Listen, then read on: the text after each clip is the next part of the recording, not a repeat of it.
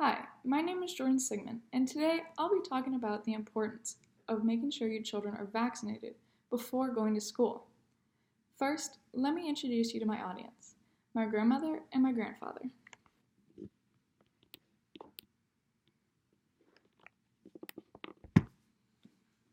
Nobody likes going to the doctor, especially not to get a shot. Do you have children? If so, you probably know the struggles of bringing them to get their shot and hearing them scream and cry just at the sight of one of these. We do it anyway, though, because of how important the vaccines are for them, right? Well, some parents don't want to get their children vaccinated. Should we let them? Vaccines save countless lives every year. According to the CDC, Centers for Disease Control and Prevention, in 1921, at least 15,000 Americans died from diphtheria before there was a vaccine. And that's only one disease. However, between 2004 and 2014, only 2 cases have been reported now that there's a vaccine for it. I have seen firsthand how unvaccinated kids can catch and spread illnesses so easily.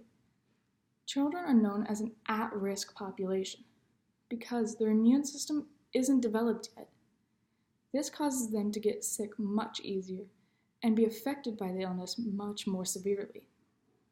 Today, I will try to convince you that it is absolutely necessary to vaccinate kids before letting them in school because they have weak immune systems, are common carriers, and put other children at risk. Now that I've told you a little about what I will be informing you on today, let's begin by talking about the immune system of a child. Children are known to get sick very easily and quite often. This is due to their immune system not being fully developed yet.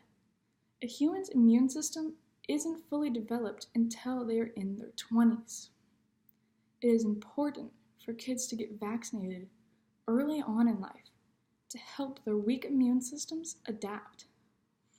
It was found that in a study by the Department of Medical Microbiology and Parasitology, when studying 2 sets of 24 kids, one set vaccinated and the other not, over a 5-year period, 3 of the children that were not vaccinated died of various illnesses that have vaccines, and 11 others fell very ill. Whereas the children who were vaccinated, only 1 child had mild measles, and 4 others were suspected to have whooping cough but were never diagnosed. Another reason children get sick so much is because they are known as carriers. The definition of a carrier is an asymptomatic person or other organism that has become infected with a pathogen, but that displays no signs or symptoms.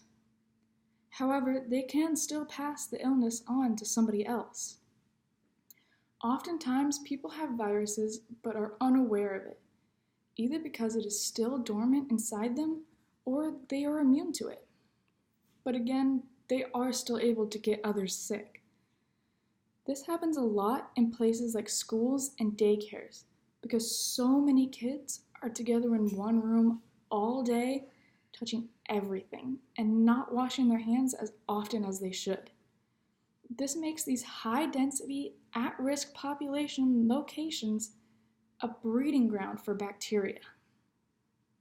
Allowing parents not to vaccinate their children and then sending them to schools is reckless and dangerous to kids whose parents don't have a choice. Many disorders can weaken the immune system and cause a person to become what's called immunocompromised. These disorders, which range from mild to severe, can be present from birth or develop over time. They include HIV, certain types of cancer, malnutrition, and viral hepatitis.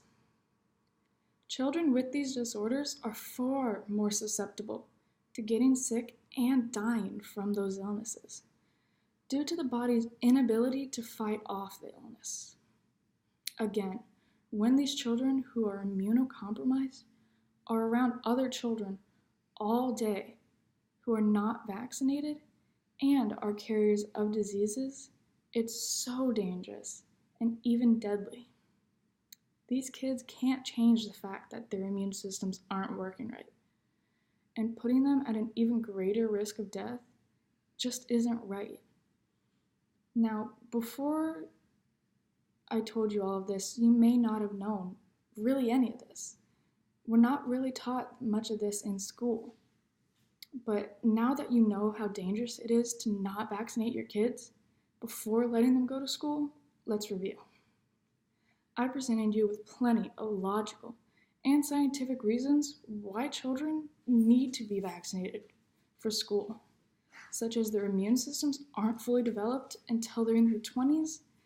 Children are often asymptomatic carriers but can still pass diseases on to other kids, and how not vaccinating children puts immunocompromised kids in an even higher risk of dying from diseases.